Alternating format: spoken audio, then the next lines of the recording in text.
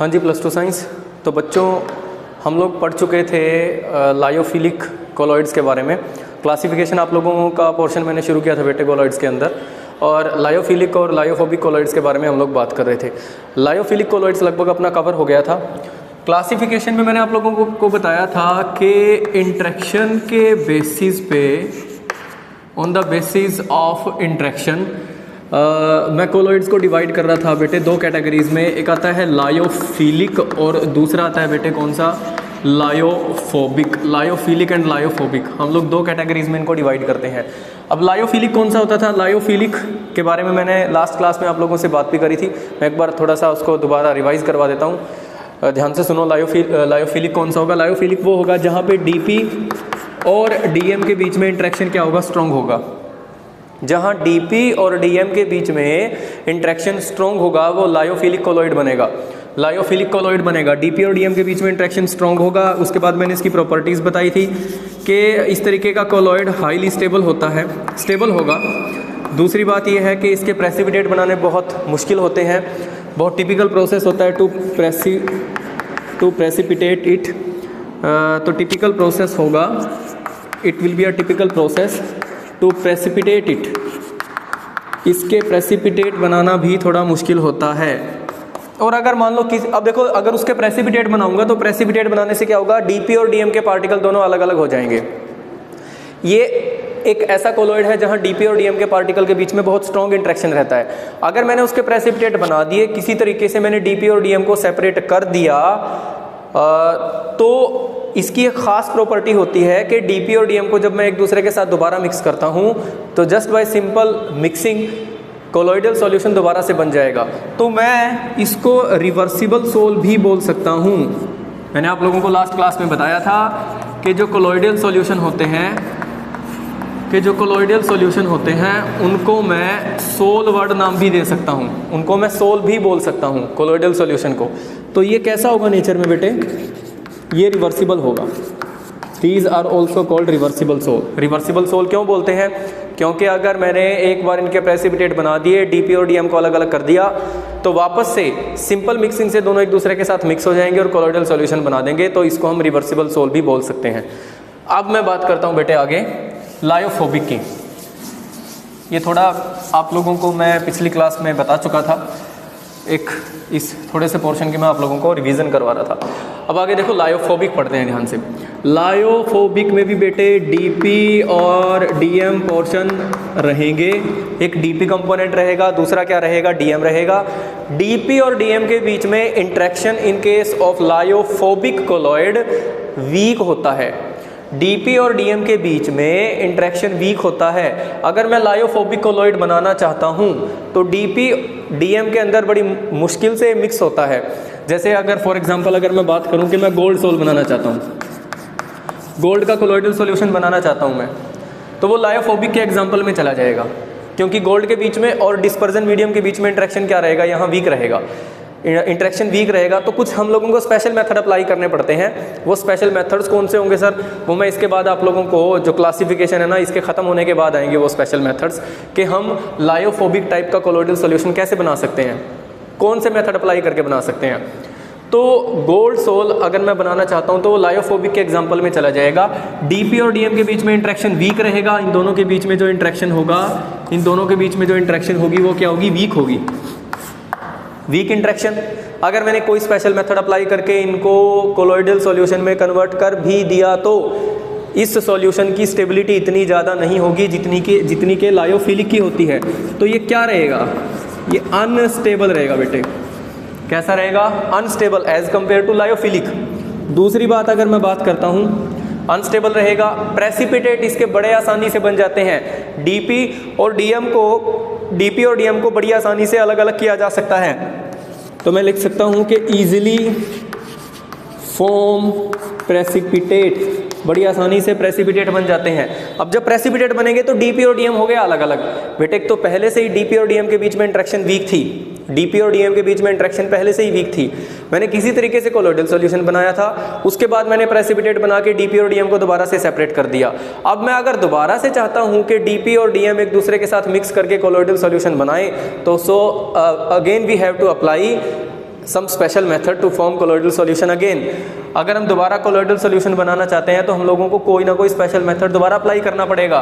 तो एक तरीके से ये इरिवर्सिबल होते हैं बेटे नेचर में। These are also called irreversible souls.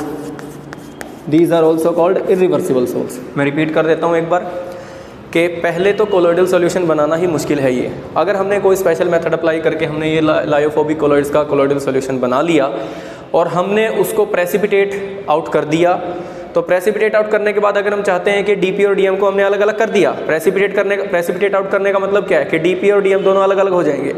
DP और डीएम को अलग अलग करने के बाद अगर हम चाहते हैं कि दोबारा से दोनों सिंपल मिक्स करने से कोलोइडल सॉल्यूशन में कन्वर्ट हो जाएं, तो ये चीज़ पॉसिबल नहीं है।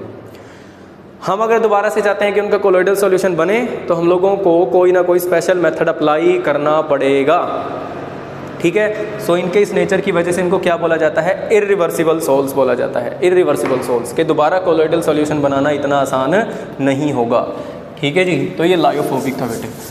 अब मैं नेक्स्ट बात करता हूँ बेस्ड ऑन द थर्ड जो आप लोगों को क्लासिफिकेशन करवाई थी, वो थी based on size of DP and DM, dispersed phase और डिस्पर्जन मीडियम के पार्टिकल्स के साइज के बेसिस पे,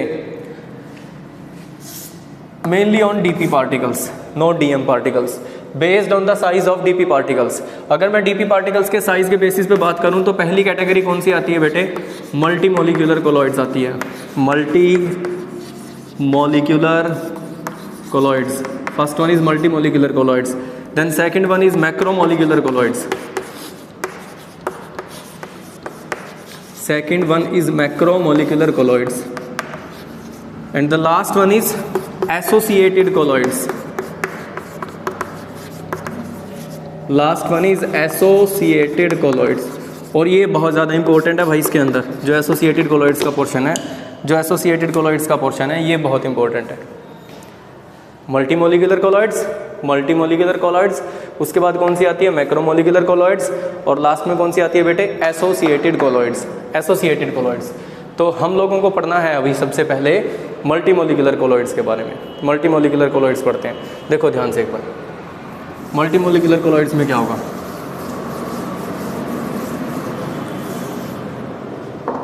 हम लोग मल्टीमोलिकुलर से शुरू करते हैं। मल्टीमोलिकुलर कोलॉइड्स, इससे शुरू करते हैं, समझो। मल्टीमोलिकुलर कोलॉइड के अंदर हम लोग जो डिस्पर्स्ड फेज के पार्टिकल्स लेते हैं, हम लोग जो पार्टिकल्स लेंगे, जो सॉल्यूट के पार्टिकल लेंगे, सॉल्वेंट के अंदर मिक्स करेंगे कोलॉइडल सॉल्यूशन बनाने के लिए, उन सॉल्यूट के पार्टिकल्स का जो साइज रहेगा that will be less than 1 nanometre. लो भाई, आप लोगों को डेफिनेशन बताई थी मैंने कोलॉइडल सॉल्यूशन की। जब मैं डेफिनेशन बता रहा था तो मैंने वहाँ पे क्लियर किया था कि अगर पार्टिकल का साइज 1 नैनोमीटर से 1000 नैनोमीटर के बीच में होगा, अगर पार्टिकल का साइज 1 नैनोमीटर से 1000 नैनोमीटर के बीच में होगा तो वो हो जाएंगे कोलॉइडल सॉल्यूशन पार्टिकल। और अगर पार्टिकल का साइज 1 नैनोमीटर से कम है, 1 नैनोमीटर से कम है, तो वो क्या बन जाएगा बेटे, ट्रू सॉल्यूशन, वो बन जाएगा ट्रू सॉल्यूशन। और अगर पार्टिकल का साइज 1000 नैनोमीटर से ज़्यादा है तो वो बन जाएगा 1000 नैनोमीटर से ज़्यादा है तो वो क्या बन जाएगा बेटे, सस्पेंशन बन जाएगा। तो अगर हम जो मल्टीमोलिकुलर कोलॉइड्स हैं उनकी खास बात क्या होती है कि हम लोग जिन पार्टिकल्स को डिसॉल्व करते हैं ना डीएम के अंदर, हम लोग डीएम के अंदर डिस्पर्जन मीडियम के अंदर जिन पार्टिकल्स को डिसॉल्व करते हैं उन पार्टिकल का साइज 1 नैनोमीटर से कम होता है, मतलब ट्रू सॉल्यूशन की फॉर्म में डिसॉल्व करते हैं। लेकिन बाद में वो पार्टिकल आपस में कंबाइन करेंगे, आपस में जुड़ जाएंगे, और आपस में जुड़ने के बाद उन पार्टिकल का जो साइज होगा वो कौन सी रेंज में चला जाएगा, 1 नैनोमीटर से 1000 नैनोमीटर की रेंज में चला जाएगा। स्टार्टिंग में क्या करेंगे कि डिस्पर्जन मीडियम के अंदर जो हम पार्टिकल्स डिसॉल्व करेंगे उन पार्टिकल्स का साइज 1 नैनोमीटर से कम होगा, मतलब वो ट्रू सॉल्यूशन की रेंज के होंगे। लेकिन मिक्स करने के बाद वो पार्टिकल आपस में कंबाइन करेंगे, आपस में जुड़ने के बाद किस रेंज में चले जाएंगे, 1 नैनोमीटर से 1000 नैनोमीटर की रेंज में चले जाएंगे। इस तरीके के कोलॉइडल सॉल्यूशन को क्या बोला जाता है, multi molecular colloidal solution. Multi molecular colloidal solution, इसका एग्जांपल बेटे अभी बता भी रहा था मैं आप लोगों को, मान लो हम गोल्ड सोल की बात करते हैं, तो गोल्ड के कोलोइडल सॉल्यूशन की अगर हम बात करें तो वहाँ गोल्ड के पार्टिकल आपस में एक दूसरे के साथ जुड़ के by weak van der Waals forces, particle एक दूसरे के साथ कंबाइन करेंगे वीक फोर्सेज की वजह से। और वीक फोर्सेज कौन से होंगे? Van der Waals forces. Weak van der Waals forces की वजह से पार्टिकल एक दूसरे के साथ कंबाइन करेंगे और कोलोइडल रेंज में चले जाएंगे 1 नैनोमीटर से 1000 नैनोमीटर की। और उस तरीके के कोलोइडल सॉल्यूशन को क्या बोला जाएगा? मल्टीमोलिकुलर कोलोइड्स, मल्टीमोलिकुलर्स। अब मैं बात करता हूँ मैक्रोमोलिकुलर कोलोइड्स की।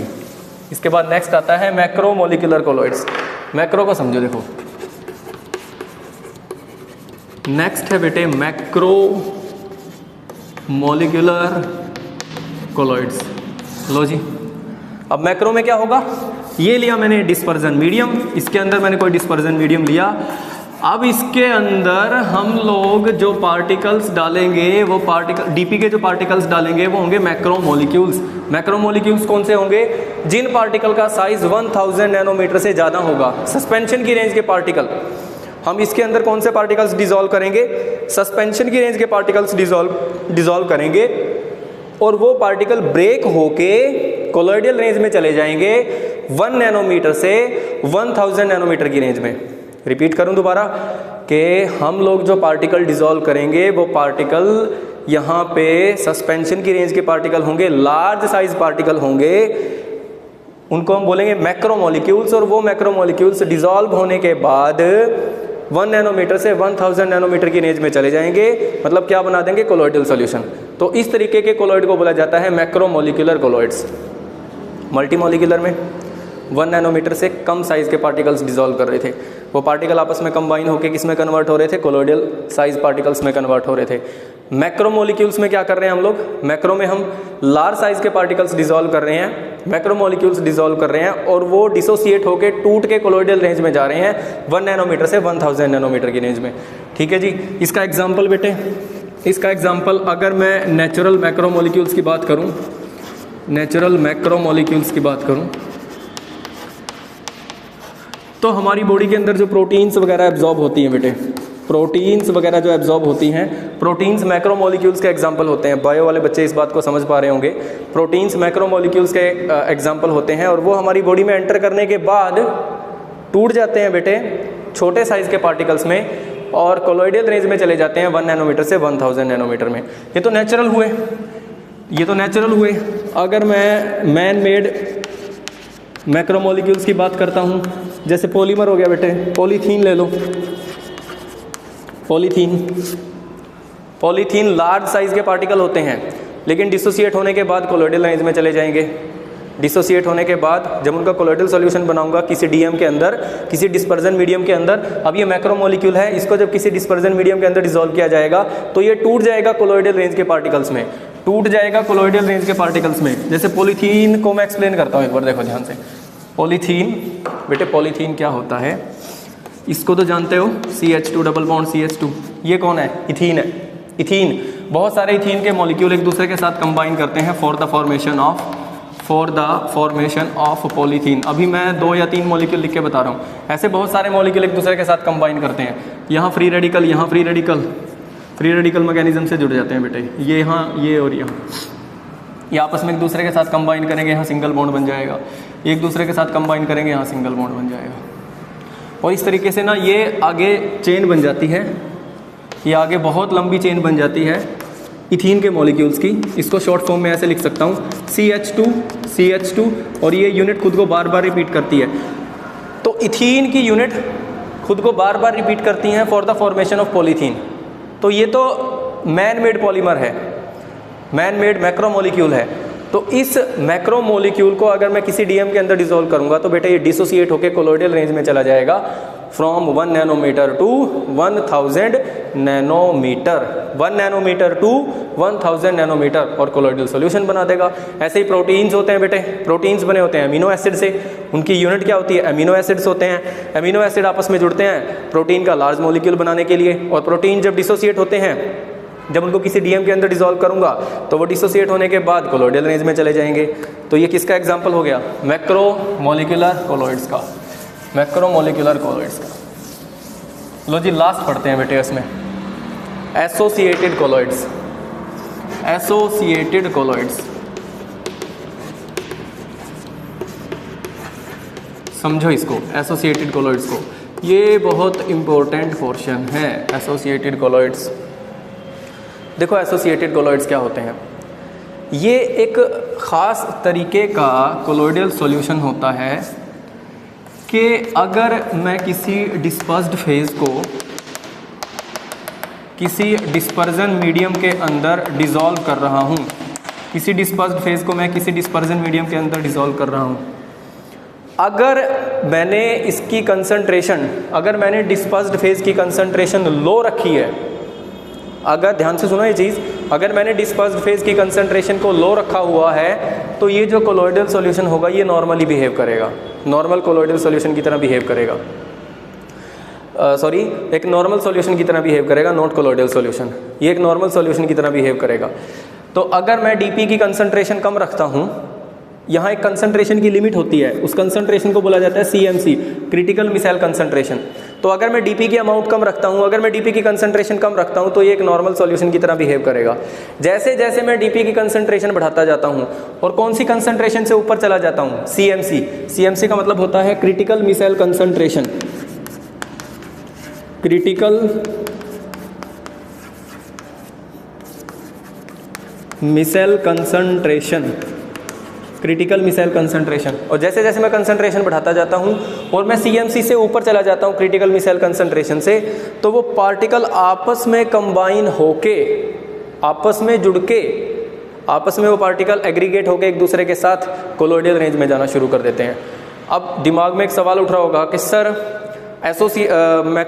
मल्टीमोलिकुलर कोलॉइड्स में और एसोसिएटेड कोलॉइड्स में फिर डिफरेंस क्या हुआ, क्योंकि मल्टीमोलिकुलर में भी तो यही हो रहा था कि पार्टिकल आपस में जुड़ के कोलॉइडल रेंज में जा रहे थे।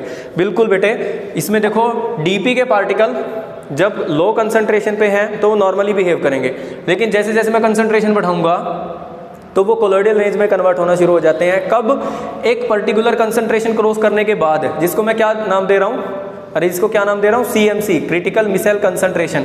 ऐसे ही एक टेम्परेचर भी होता है साथ में, जिसको बोला जाता है क्राफ्ट टेम्परेचर।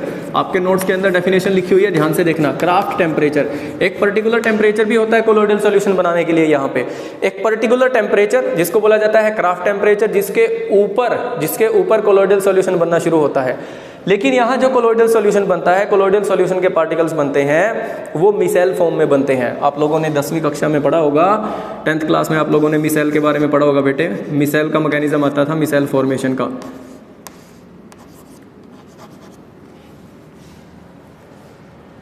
मिसाइल फॉर्मेशन का मैकेनिज्म आता था आप लोगों के पास 10th क्लास में। इस तरीके से मिसाइल्स बनते हैं, और ये जो मिसाइल्स होते हैं ये कोलॉइडल रेंज के पार्टिकल्स होते हैं। तो जब डीपी की कंसंट्रेशन मैंने कम ली है तो वो नॉर्मली बिहेव करेगा, नॉर्मल सॉल्यूशन की तरह बिहेव करेगा। जैसे जैसे मैं कंसंट्रेशन बढ़ाऊंगा और एक particular concentration, the concentration above which the particles will combine for the formation of colloidal solution या for the formation of micelle, तो उसको क्या बोला जाएगा, क्रिटिकल मिसाइल कंसंट्रेशन। तो जब डीपी की कंसंट्रेशन कम लिया तो वो नॉर्मली बिहेव करेगा। जैसे जैसे मैं डीपी की कंसंट्रेशन बढ़ाऊंगा, तो वहाँ पे वो आपस में कंबाइन करके कोलॉइडल सॉल्यूशन के पार्टिकल बनाना शुरू कर देंगे। और वो जो कोलॉइडल सॉल्यूशन के पार्टिकल एसोसिएटेड कोलॉइड के केस में होंगे, वो मिसाइल की फॉर्म में होंगे, वो मिसाइल फॉर्मेशन करेंगे। यहाँ मल्टीमोलिकुलर में मिसाइल फॉर्मेशन नहीं होगा, यहाँ मिसाइल बनेगी। अब एक पर्टिकुलर कंसंट्रेशन जिसके ऊपर मिसाइल फॉर्मेशन होना शुरू होता है उसको क्या बोला जाता है, क्रिटिकल मिसाइल कंसंट्रेशन। और एक पर्टिकुलर टेम्परेचर जिसके ऊपर मिसाइल फॉर्मेशन होना शुरू होता है उसको क्या बोला जाता है, क्राफ्ट टेम्परेचर। ठीक है जी बच्चों, तो ये एसोसिएटेड कोलॉइड्स हैं। अब यहाँ पे मिसाइल फॉर्मेशन होती कैसे है, और ये क्लिनजिंग एक्शन ऑफ सोप का मैकेनिज्म आता है बेटे तुम्हारे सिलेबस में, वो वहाँ पे कैसे काम करता है। तो एक बार वो देखो, मैं मिसाइल फॉर्मेशन बताता हूँ आप लोगों को कि मिसाइल फॉर्मेशन होता कैसे है। और कपड़ों की साफ़ सफाई के लिए ये यूज़ किया जाता है, कपड़ों की साफ़ सफाई में यही मैकेनिज्म यूज़ होता है बेटे। देखो एक बार समझो, हम लोग यहाँ लेते हैं स्टेरिक एसिड CH3 CH2, ये आ गया बेटे 16 16, 17 और 18वां कार्बन ये होगा बेटे।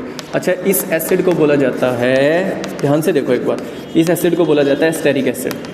इस एसिड को क्या बोला जाता है? Stearic acid. स्टेरिक एसिड 16, 17 और 18 कार्बन, ये 18 कार्बन की चेन है, इस एसिड को बोला जाएगा स्टेरिक एसिड। और अगर मैं इस एसिड का सोडियम सॉल्ट ले लेता हूँ, sodium salt of stearic acid, sodium salt of stearic acid, तो इसका नाम हो जाएगा सोडियम स्टेरेट, सोडियम स्टेरेट। और बेटे यही फॉर्मूला है किसका? सोप का। यही फॉर्मूला है किसका? सोप का। अगर मैं इस सोप को डीएम के अंदर डिसॉल्व करता हूँ, डिस्पर्जन मीडियम के अंदर डिसॉल्व करता हूँ, डिस्पर्जन मीडियम यहाँ पे क्या रहेगा? वाटर रहेगा, उसके अंदर डिसॉल्व करता हूँ। अगर मैं लो कंसंट्रेशन पे जा रहा हूँ तो बेटे नॉर्मली बिहेव करेगा, लेकिन जैसे जैसे मैं कंसंट्रेशन को बढ़ाता रहूँगा और मैं सीएमसी को क्रॉस करूँगा तो उसके बाद यहाँ मिसाइल फॉर्मेशन होना शुरू हो जाएगा। ये जो पार्टिकल्स हैं ये डीपी के पार्टिकल की तरह बिहेव करता है बेटे, ये डीपी के पार्टिकल की तरह बिहेव करता है। ये डीपी के पार्टिकल आपस में कंबाइन करते हैं और मिसाइल बनाना शुरू कर देते हैं। कौन सी कंसंट्रेशन के ऊपर? सीएमसी के ऊपर, क्रिटिकल मिसाइल कंसंट्रेशन के ऊपर। अब ये मिसाइल फॉर्मेशन कैसे करेगा? एक बार ध्यान से देखो, मिसाइल फॉर्मेशन कुछ इस तरीके से करेगा। जैसे जैसे मैं कंसंट्रेशन बढ़ाता जाऊँगा, जैसे जैसे मैं कंसंट्रेशन बढ़ाता जाऊँगा तो ये मिसाइल फॉर्मेशन करेगा। अब इसमें जो ये वाला पार्ट है बेटे, जैसे मैंने अभी इसको लिखा था CH3 CH2 16 C double bond O minus और Na प्लस। देखो इस पार्ट को तो बोला जाता है टेल, इस पार्ट को बोला जाता है टेल, और इस पार्ट को मैं नाम देता हूँ हेड। बहुत इंपॉर्टेंट पार्ट है ये, ध्यान से समझो एसोसिएटेड कोलॉइड्स में। एक टेल होगा, दूसरा हेड होगा। हाइड्रोफोबिक पार्ट होता है ये, हाइड्रोफोबिक। टेल जो पार्ट होता है, जो ये लॉन्ग चेन होती है कार्बन्स की, ये हाइड्रोफोबिक होता है। हाइड्रोफोबिक मतलब वाटर हेटिंग पार्ट। आप लोगों को बताया भी था मैंने पिछले वीडियो में, वाटर हेटिंग पार्ट होता है हाइड्रोफोबिक। और ये क्या होता है? ये हेड होता है बेटे, और ये हाइड्रोफिलिक होता है, हाइड्रोफिलिक होता है। हाइड्रोफिलिक का मीनिंग समझते हो? हाइड्रो मतलब क्या? वाटर, और फिलिक का मतलब क्या होता है? लविंग। ये वाटर लविंग पार्ट है। अरे ये पोलर है, पोलर पार्ट। ऑक्सीजन पे माइनस, कार्बन पे प्लस आएगा, डेल माइनस डेल प्लस लगा लो आप। तो यहाँ ये तो पोलर पार्ट है, तो पोलर की तरफ अट्रैक्ट होगा। वाटर क्या है? पोलर है, तो ये हाइड्रोफिलिक हो जाएगा, वाटर अट्रैक्टिंग या वाटर लविंग पार्ट हो जाएगा। ये वाटर हेटिंग पार्ट हो जाएगा या हाइड्रोफोबिक पार्ट हो जाएगा। तो इस कंपाउंड के अंदर, इस मॉलिक्यूल के अंदर बेटे एक पार्ट क्या रहेगा? हाइड्रोफिलिक रहेगा, दूसरा क्या रहेगा? हाइड्रोफोबिक रहेगा। तो जब ये वाटर के अंदर जाएगा, जब ये वाटर के अंदर जाएगा तो किस तरीके से बिहेव करेगा? एक पर्टिकुलर कंसंट्रेशन के बाद, अगर है ये लो कंसंट्रेशन पे, अगर है लो पे, तो लो पे क्या सिचुएशन होगी? लो पे ये सिचुएशन होगी, ध्यान से देखो, लो पे ये सिचुएशन होगी कि जो हाइड्रोफोबिक पार्ट है वो तो दूर रहेगा वाटर से। मैं कहता हूँ ये वाटर है, इस कंटेनर के अंदर मैंने वाटर ले लिया, इस कंटेनर के अंदर मैंने वाटर लिया है, तो वो किसकी तरह बिहेव करेगा? डिस्पर्जन मीडियम की तरह बिहेव करेगा। तो जो हाइड्रोफोबिक पार्ट है वाटर, वो तो वाटर से दूर रहेगा। लो, मैंने उस कंपाउंड को ऐसे दिखा दिया है, तो चेन दिखा दी मैंने, ये तो चेन दिखा दी 17 कार्बन की। 18वां कार्बन मान लो ये आ गया, और ये 18वें कार्बन पे जो एक ग्रुप लगा हुआ है C double bond O minus group, carboxylate group, उसको मैंने इस डॉट से दिखा दिया। तो इस पे तो नेगेटिव चार्ज है, ठीक है, पोलर पार्ट है ये तो पोलर पार्ट है। तो पोलर पार्ट तो वाटर की तरफ जाएगा, पोलर पार्ट जाएगा वाटर की तरफ, और नॉन पोलर जाएगा, नॉन पोलर पार्ट कहाँ जाएगा? वाटर से दूर जाएगा। नॉन पोलर पार्ट कहाँ जाएगा? वाटर से दूर जाएगा। तो पोलर पार्ट कहाँ रहेगा बेटे? वाटर की तरफ रहेगा। तो पोलर तो रहेगा वाटर की तरफ, और नॉन पोलर कहाँ रहेगा? वाटर से दूर रहेगा। नॉन पोलर तो वाटर से दूर रहेगा, और पोलर कहाँ रहेगा? ये पोलर है, पोलर किसकी तरफ रहेगा? वाटर की तरफ। बेटे ये सिचुएशन है लो कंसंट्रेशन की, ये सिचुएशन है लो कंसंट्रेशन की। जब कंसंट्रेशन क्या रहेगी? कम रहेगी। अब जैसे जैसे मैं कंसंट्रेशन बढ़ाऊंगा, मैं सीएमसी को जैसे जैसे क्रॉस करता हूँ, क्रिटिकल मिसाइल कंसंट्रेशन को मैं जैसे जैसे क्रॉस करता हूँ, तो ये पार्टिकल वाटर के अंदर मूव करना शुरू करेंगे। सोडियम स्टेरेट के पार्टिकल वाटर के अंदर मूव करना शुरू करेंगे और वहाँ पे मिसाइल बनाना शुरू करेंगे। अब मिसाइल फॉर्मेशन कैसे होगा सर? मिसाइल फॉर्मेशन ऐसे होगा, हाई कंसंट्रेशन पे ये पार्टिकल वाटर के अंदर मूव कर जाएंगे और यहाँ बना लेंगे मिसाइल। इस तरीके से स्फेरिकल शेप बनाएंगे, स्फेरिकल शेप में इस तरीके का एक स्फीयर बनाएंगे बेटे, ये है हाइड्रोफोबिक पार्ट जो कि वाटर से दूर है। अब वाटर इसके अंदर नहीं रहेगा, इस स्फीयर के अंदर वाटर नहीं रहेगा। वाटर कहाँ है सारा का सारा? वाटर तो बाहर पड़ा है। वाटर कहाँ पड़ा है? वाटर तो सारा का सारा बाहर पड़ा है बेटे। इसके अंदर, इस स्फीयर के अंदर, इसको मिसेल नाम दिया जाता है। और जो ये मिसेल होती है, ये मिसेल का साइज क्या रहता है? 1 नैनोमीटर से 1000 नैनोमीटर के बीच में। 1 नैनोमीटर से 1000 नैनोमीटर के बीच में ये कोलॉइडल रेंज में होती है ये मिसेल। तो यहाँ पे जो हाइड्रोफोबिक पार्ट है वो तो अंदर की तरफ होगा, और जो हाइड्रोफिलिक पार्ट है वो कहाँ रहेगा? इस स्फीयर के सरफेस पे रहेगा। वो इस स्फीयर के सरफेस पे रहेगा, इस स्फीयर के सरफेस पे। स्फीयर के सरफेस पे रहने का मतलब है क्योंकि स्फीयर के सरफेस पे क्या है? वाटर है। तो जो हाइड्रोफिलिक पार्ट है ना वो तो वाटर की तरफ रहेगा। ये हाइड्रोफिलिक है, ये वाटर की तरफ रहेगा। ये हाइड्रोफोबिक है, ये वाटर से दूर रहेगा। एक स्फीयर बन जाएगा। स्फीयर के अंदर हाइड्रोफोबिक पार्ट रहेगा। स्फीयर के अंदर कोई वाटर का पार्ट नहीं है, कोई पानी नहीं है। इस स्फीयर के अंदर कोई पानी नहीं है। तो जो हाइड्रोफोबिक है वो तो अंदर की तरफ रहेगा, और जो हाइड्रोफिलिक है वो सारा का सारा कहाँ रहेगा? वाटर की तरफ रहेगा। तो इस तरीके की मिसाइल फॉर्मेशन हो जाती है। Above CMC, critical missile concentration के ऊपर, ये क्रिटिकल मिसाइल कंसंट्रेशन के ऊपर ये मिसाइल बनना शुरू होती है। और ये मिसाइल की रेंज क्या रहेगी? मिसाइल के पार्टिकल्स की रेंज क्या रहेगी? 1 नैनोमीटर से 1000 नैनोमीटर।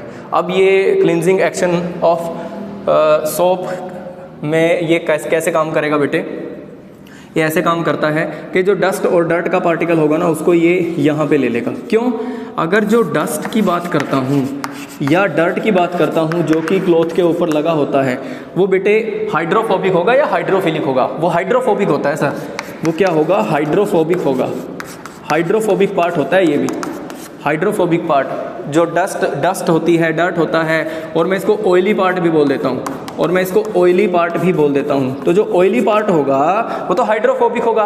तो हाइड्रोफोबिक ये हाइड्रोफोबिक पार्ट है, क्लॉथ के ऊपर जो लगा हुआ है हाइड्रोफोबिक है। अब इसकी तरफ कौन अट्रैक्ट होगा? हाइड्रोफोबिक ही तो अट्रैक्ट होगा।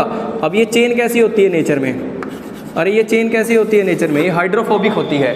ये चेन हाइड्रोफोबिक होती है। तो hydrophobic chain hydrophobic oily part की तरफ इंटरेक्ट होगी। तो यहाँ पे जो ऑयली पार्ट होगा, डर्ट होगा या डस्ट होगा, वो इस मिसाइल के सेंटर में आएगा। और बाहर की तरफ क्या रहेगा बेटे? बाहर की तरफ हाइड्रोफिलिक पार्ट वाटर के साथ रहेगा, वाटर की तरफ इंटरेक्ट रहेगा।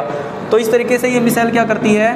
क्लॉथ से इस ऑयली पार्ट को खींच लेती है और बाहर जाके फिर ये टूट जाती है, डिसोसिएट हो जाती है, और इस तरीके से ऑयली पार्ट को क्लॉथ से रिमूव करने में ये हेल्प करती है। और इस मैकेनिज्म को क्या बोला जाता है बेटे? इस मैकेनिज्म को क्या बोला जाता है? क्लिनजिंग एक्शन ऑफ सोप बोला जाता है। तो यहाँ मिसाइल फॉर्मेशन का मैकेनिज्म का काम करता है। और ये सारा का सारा पार्ट किसके अंदर आता है? एसोसिएटेड कोलॉइड्स के अंदर आता है। एसोसिएटेड कोलॉइड्स बनने के लिए मिनिमम कंडीशन क्या होती है कि CMC से ऊपर कंसंट्रेशन होनी चाहिए डिस्पर्स्ड फेज पार्टिकल्स की। जैसे ही हम क्रिटिकल मिसाइल कंसंट्रेशन को क्रॉस करते हैं उसके बाद ही मिसाइल फॉर्मेशन होना शुरू होता है। और एक टेम्परेचर होता है जिसको बोला जाता है क्राफ्ट टेम्परेचर। जैसे ही हम क्राफ्ट टेम्परेचर को क्रॉस करेंगे उसके बाद ही मिसाइल फॉर्मेशन होना शुरू होगा। मिसाइल बनेगी, ऑयली पार्ट को घेरेगी और कपड़े के सरफेस से बाहर निकाल देगी। ठीक है जी, ये था आपका एसोसिएटेड कोलॉइड्स के बारे में। अब क्लासिफिकेशन के अंदर आप लोगों का एक छोटा सा पार्ट रहता है बेटे, और वो क्या है? वो है फिजिकल स्टेट के बेसिस पे DP और DM की एक टेबल है।